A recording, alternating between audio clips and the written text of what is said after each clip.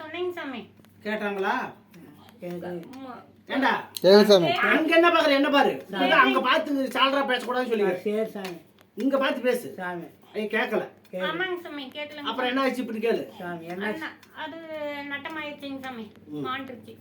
சாமி சொல்ற மாதிரி கேளு டக்கு டக்குன்னு. புரியுதா குழந்தைய? சாமி. அது பரிசோதனை. சாமி. நீ கொண்டாந்த பரிசை சாமி. மலையில சரியில்லை. ஆமாங்க சாமி.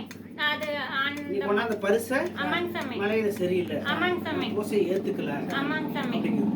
சரிங்க சாமி. குழந்தை சாமி. பாதாட்டமும் சாமி. கலகத்தோட சாமி. குழந்தைய சாமி. ஒரு மனு சந்தோஷம் இல்லாத சாமி. வந்தா எப்படி இருக்கும்? அப்படிதான் சாமி. வீட்லயே நிம்மதி இல்லைன்னு வரும்போது அங்க சாமி மட்டும் எப்படி சாமி எல்லாமே நல்லா எனக்கு கிடைக்கும்.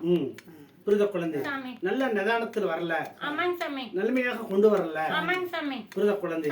அந்த பரிசுகள் சாமி. நான் ஏத்துக்கல. சரிங்க சாமி. புரியுதா குழந்தை? சாமி. சரியில்லை. சரி அந்த பரிசு சரியில்லை. சாமி. குழந்தைய சாமி. வந்துதான் அந்த பரிசெல்லாம் ஓட்டு நடந்திருக்கும்.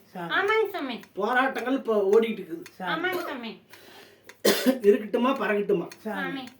அழைத்து விட்டு தாண்டு, சாமி. அரமனை விட்டு போ. சாமி. குழந்தைய எது எடுத்தெல்லாம் பெயில் ஆகுது அப்படின்னு குழந்தைய உங்களுக்குள்ள போராட்டங்கள், ஆமா சாமி. துக்கங்கள், சாமி. கஷ்டங்கள், சாமி. குழந்தைய சாமி. நல்ல நிம்மதி உணவு சாப்பிட முடியாது. ஆமா சாமி. புரியுதா குழந்தைய? சாமி. உணவுக்கே நம்ம கைத்தரமா தான் இருக்கும். ஆமா சாமி. பல விதமான சோதனை பயணி அனுபவிச்சுட்டு இருக்கணும். ஆமா சாமி. அப்படிதான் நீங்க சொல்ற மாதிரி தான் இருக்கு சாமி.